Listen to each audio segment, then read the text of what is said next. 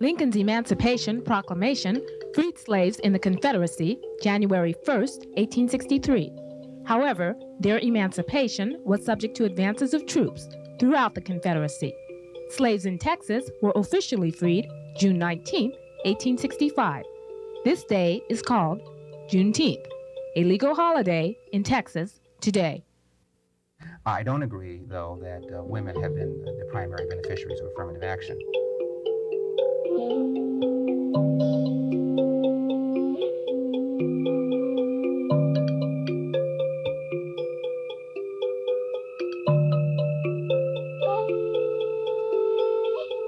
Have white women been the primary beneficiary of affirmative action?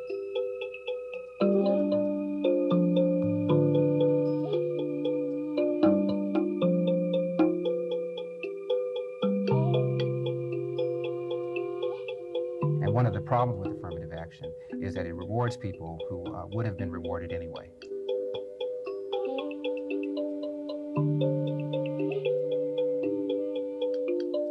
What I want to know is, did a black person apply for that job? Was he or she qualified? Did he or she have the appropriate criteria for admissions into that particular job? And if that person got turned down, then I want to know. Welcome to Juneteenth. Join our conversation in progress with Professor Henry Ealy, Mattie Moon, Reg Clark, Larry Elders, as we talk about affirmative action. Asians who are poor, and they have the same problems that poor people in every group has. That's absolutely true. And the evidence will bear that out. The reality is that in Long Beach, for example, the gangs, it's been estimated that there's at least 25 different gangs, Asian gangs in Long Beach. I mean, the reality is that you got to look at the context for every single group. And if you look at it carefully, what you do see is that every group has had support. And by support, I mean when somebody could have said no to them, they said yes to them. They said yes in the political arena, in terms of the law. They said yes to them in terms of economic opportunity. They said yes in terms of Jews? Educational opportunity. What about Jews? Where's the governmental support for Jewish people? There are about 3% in this country. A substantial percentage of them are doctors, are lawyers. We are drifting from the issue. The issue that I want us to focus on is cause and effect. What led a conservative Congress to articulate Executive Order 11246? See, that has nothing to do with Jews, that has nothing to do with Cambodians, that has to do with the fact that black people were out in the streets leading a civil rights protest, whereby we're going to find out later on that they got the least in terms of dividends for the most effort. So that's where I want us to go. What happened? How did this conservative Congress do that? Why did they do that? Well, I think that part of the answer can be certainly attributed to the struggle, that went on from the early 50s until 1965. That's certainly the true. But I think that part of it also is the necessity, of course, to give honor and glory to a president who was assassinated. Lyndon Johnson was able to push through that legislation because the Congress was contrite, and therefore they were willing to pass legislation that in and of itself would not lead to any particular changes as we see today. You know that the significant changes, the word affirmative action, came into the lexicon in 1971 as a result of an executive order signed by a conservative Republican president, Richard Nixon. And at that time, Title VII expanded the numbers of protected groups to include women. And by women, you mean white women? I'm talking about women. And women have substantially benefited from affirmative action. That's not true either. I'm sorry, but that is true. Wait a minute. You said that's not true. Why do you say it's not true? First of all, I agree with your historical analysis. What happened was, after John F. Kennedy was assassinated, there was a tremendous amount of remorse in this country. He was the first true president to talk about civil rights. He didn't do as much as he talked, but he was the first one to to make overtures to Martin Luther King, and it changed the whole tenor and climate of this country. He was assassinated. Johnson is the one that got through the Civil Rights Act of '64, the Voting Rights Act of '65, the Open Housing Act of '68, and he's also signed the executive order that implemented affirmative action on the part of governmental agencies. I agree with that historical analysis. I don't agree, though, that women have been the primary beneficiaries of affirmative action. Now, when you say women, do you mean women or do you mean white women? I mean women. No, but let's be a little more precise. I do mean Well, all white right, women. well, let's talk about white women. Okay, let's talk about white women because I think they are added as they're one of the protected a buffer group. to the protected groups in '71 by the Nixon administration to try and dilute the impetus of black people. Well, I don't know whether it was done with that kind of intent, but the point is the executive order that Johnson signed was to advance blacks. And then over time, the word diversity became used, and it began to be expanded to include Asians, to include Latinos, to include women. And so a lot of people feel that women have been the primary beneficiaries of affirmative action, when in fact they haven't. You see, when you talk about women, we have to be very careful. When you talk about protected groups such as African Americans or black people, Latinos or Asians or Native Americans, there are women within those groups. When you speak of women as an entity, you are really saying white women. All right, fine. Fine. And now let's set that on the table and not dance around it. All right, fine, White women were included in 1971 with the expansion of Title VII under a conservative Richard Nixon. Now, what was the purpose of adding them as a minority? If you look at anything in America, they are a numerical majority. So why do you think the Nixon administration added them? Well, my suspicion is because of pressure from the women's movement. Women were historically discriminated against, didn't attain the right to vote until the 20s. They clearly were discriminated against in the job market, were clearly told that their options were to stay at home, be homemakers, or be librarians or nurses or teachers. And so my suspicion is that there was a lot of pressure brought upon the administration by women's groups to include women under Title VII to benefit from the affirmative action programs that the government had implemented. But the point is, we have to ask ourselves, as people say, have white women been the primary beneficiary of affirmative action? We're going to get to that in segment 3. But let's stay focused. You're on page 6 and we're just on page 3 right now. But the question is, why articulate a specific group for white women? Women of color have always labored. They have been forced to labor simply by the condition of their experience in America. They didn't have the option of going to suburbia. Well, I don't think that I can answer the question, and I don't know historically why white women were included as the protected group in 1971. I suspect that Larry's analysis is correct, that the pressure did come from the women's movement. I don't think that we can exclude the fact that civil rights groups like the NAACP were not supportive of women being included at the time because they didn't know that it would dilute the pool. And that's exactly what has happened. And I would disagree with Mr. Elders by saying that if you look at statistical data on the numbers of women in society and in the job force, they have expanded the job offerings to include 42% in certain areas and only 3 to 4% African Americans overall. So we can look at statistical information and see that women have benefited from openings, and I guess it would certainly be because of who they are and the families that they're involved in. And I think that the other thing that we also have to look at is if I look at a specific example at my own college, where 71% of the faculty on a campus that is probably 85 to 90% minority, about 50% of the faculty are white women, in comparison to about 13% African American and about 7% Latino. Okay. All right? No. So that's a specific example. And of course, specific examples can't always apply, but I can only give you my analysis of a situation because I live this situation every single day. Okay, but let's take it to another level. have other people benefited from affirmative action, a concept? Of course. Sure. Who are they? Of course. Who are they? Well, we just mentioned them. Latinos. Most people who benefited from affirmative action were people who would have made it without affirmative action. They're people who were already prepared, who already had educations. And one of the problems with affirmative action is that it rewards people who would have been rewarded anyway. I want to come back to the other point, though.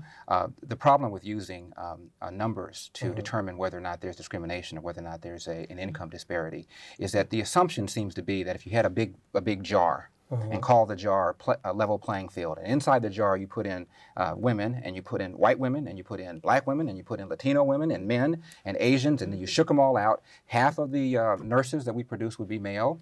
50% of the NBA basketball players would be white.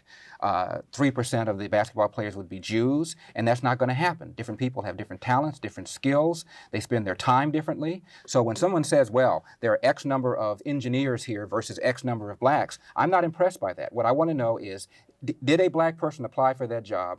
Was he or she qualified? Did he or she have the appropriate criteria for admissions into that particular job? And if that person got turned down, then I want to know. But unless you can tell me that there is a labor pool that is experienced and qualified for those particular jobs, then I don't want to hear about numbers. I don't want to hear about disparities. Well, I think the numbers give you a clue.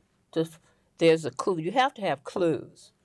Numbers give you clues. It may not be what? A clue to what? To clue to the possibility that people are not being considered when positions or places at the university are opened up. Now, I'm agreeing with you that numbers don't always tell the whole story, but it does tell a part of the story. Now, you had an example part of the story in your situation whereby the numbers were not there to support the fact that you were not given tenure. Right. Well, they call it prima facie evidence. Okay. And it's very clear that when you have an institution that is 65, 70 years old, and they have never found a non-white person who is, quote, qualified to work there, it does have to raise a question in a reasonable person's mind. And then when You're suggesting I'm not reasonable? No, you looked at me when you said that. I don't I'm just teasing. I'm just teasing. You just keep it moving. I think that what we have to acknowledge is that racism and discrimination happens, and it happens daily. And that every single one of us probably at some point or another have been victimized by it or have perceived that we've been victimized by it. In my case, in the example you cite, I just happened to have had some type of divine intervention that enabled me to actually catch the perpetrators in the act. And I was able to be successful in finding competent counsel to champion my set of facts such that I was able to prevail. That is rare. I happen to be probably distinguished by the fact that the award that I got was higher than any other college professor's award in a similar situation in contemporary times. But I think that, again, I go back to the fact that we need to understand that affirmative action grows out of, as Larry pointed out, a set of policies, overall policies to support groups of people who have historically been denied opportunity or equal opportunity. So then you're looking at affirmative action as an inclusive process? No, I'm looking at it as one aspect of a series of governmental actions taken in the mid-'60s to, quote, correct for a history of disadvantage. And I'm suggesting that today what we got is a situation where the ideology has shifted such that we're on the one hand perceiving that there's no more discrimination, therefore the argument goes there should be no more affirmative action. And I'm suggesting that that is totally false, totally flawed. The statistics, the evidence is there for anybody who cares to do serious research. Go down to the Fair Employment Housing Commission office in LA any day of the week and see how many people walk through there with stories to tell. Go into the U.S. Office of Employment Statistics and see how many people are complaining to the government, federal government agencies about these kinds of problems. The reality is that they do exist, and to deny that is just, I think, denying reality. But let's Well, look wait, at wait, myth. wait. Can I respond to- No, not yet. Let's look at myth. We have certain myths that are stereotypically displayed in the media. For example, if we say welfare mother, we usually speak of what? Young black woman. You might, I don't. Well, no, we're not saying that you don't, but I think a usually lot of people do. A lot of people do. The media I do. question that as well. Well, that's all right, question it, but listen, please. When you look at the statistics, we don't have enough black people in America to drain the system to the extent that politicians would like you to believe that unwed black teenage mothers do. What politicians? Politicians such as Jesse Helms. But let us continue. Let's stay on focus. What we're still trying to do right now is identify how many other groups have benefited from the trials, tribulations, and struggles of black people in relationship to the civil rights movement and the expression of affirmative action under Executive Order 11246 and 11357. You want us to continue? No, we're about to switch reels, all right? Now we're going into the question is, not racism, does white supremacy still exist in North America, specifically the United States? Is that still on the table? Can we break it down into its institutional components and its individual components? Can we? What do you think, Larry? Well, the answer is no, it doesn't exist. And white supremacy doesn't exist? Not in any real significance. I didn't ask you that. I asked you, does white supremacy exist either in an institutional or an individual component in the United States of America, March of 1995? If you want me to say yes or no? No. I What want is you white to be able to look supremacy? at it. What is white supremacy? Well, white supremacy is a belief held by people who call themselves white that they're superior to other groups. And that is consistent with the thing that we call the politics of race. I'm sure there's probably Joe Six back at a bar right now who may think that way. But if you're asking me if is white supremacy a serious problem that is in the way of anybody... I didn't ask you that. I asked you, can you give me in the way of examples anybody of it? who's prepared, the answer is no. Larry, listen to the question carefully. Can we express today a differentiation between institutionalized white supremacy vis-a-vis individual white supremacy? Can you do that? May I respond to it in my way? Yeah. The playing, No, I want you to address the issue. I will address the issue. The playing field today in 1995 is as level as it has ever been. And anybody, black, white, Asian, Latino, male, female, who has an education, is prepared, is disciplined, has a work ethic, can make it in America. And it is for that reason that we no longer need affirmative action. That's not the question, Larry. The question is, does white supremacy still exist in the United States of America? So does black supremacy. Wait a minute. I didn't ask you that. Stay on the question, Larry. Does it exist either in an individual or institutionalized format? I don't want to worry about your personal belief on affirmative action. I want you to address the issue. Well, I'm trying to answer your question. If you're asking me whether or not there are people who feel they're superior to other people in this country, of course there are. Well, let's let somebody else try. I don't think he understands the question. Okay, perhaps you can help help Because I think that when you talk about individualized racism, and there's lots of examples of that, that's one thing. But when you talk about institutionalized racism that tends sometimes not to reveal itself as such, then that's another question. And I think that, yes, it does. I think how institutions operate, because they are stable arrangements that are designed to do certain things, then yes, I believe that it does. And I think that institutionalized racism in and of itself tends to put the onus on certain groups in society. Let me give you an example. IQ test, or the SAT test, all right, or the ACT test is one of the things we're talking about. Because because blacks or African Americans do not score as well, then the perception is that they won't do as well in college. I would argue that if you did away with the test, all right, and let people move into the university without them, if they had decent grades, then they would succeed. Why don't we do away with grades? Okay. No, I wouldn't say that you would do away with grades. Why don't we do away with all sorts of standards? I don't believe. Wait a minute. See, let's try to trivialize. I wasn't trying to trivialize. Wait a minute. Let me finish. You are suggesting SAT scores. No, the SAT scores wait a minute. Are not relevant, and they are relevant. But they're not relevant. And they're good predictors of But how they're not really. They're not really. Well, wait, hold on.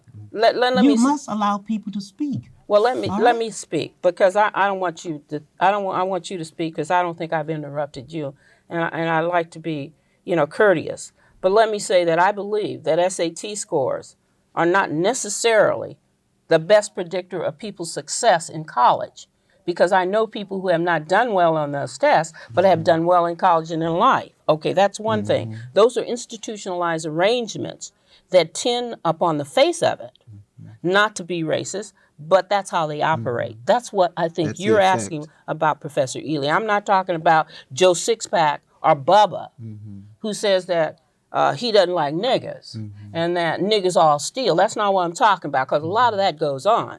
There are well-meaning white people in society. We always know that. We know that. We know all white people are not racist, but we know a significant number that are. But we're talking about institutionalized racism, not individualized racism. We know that we had allies in the civil rights movement that were white people. So we're not painting a general brush, and saying that all white people are racist, but there are a significant number who are.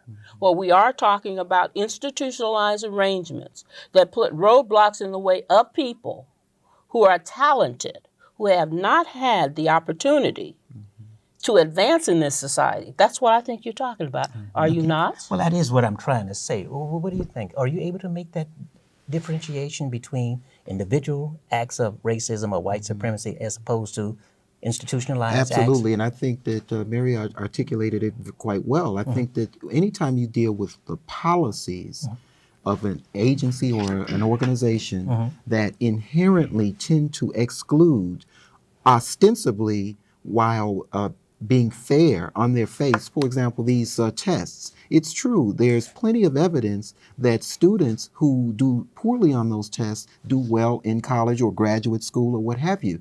In jobs, there's a lot of evidence at the federal appeals court level showing that employers who give certain tests to potential candidates for jobs and then claim that those tests somehow will measure how well they're going to do on the job, when pressed to the wall, cannot demonstrate that those tests absolutely measure how well that person is going to do in the job. Thereby, they lose their lawsuits. In the majority of the cases, that's in the social science literature. The reality is that there are policies that are designed by people who do not look like us most of the time, in fact, almost all of the time, that are used to qualify us and in most cases disqualify us, even though those policies are questionable. Now, you disagree with that. Of course, Why? I disagree with it. I disagree with what both of them said. Why?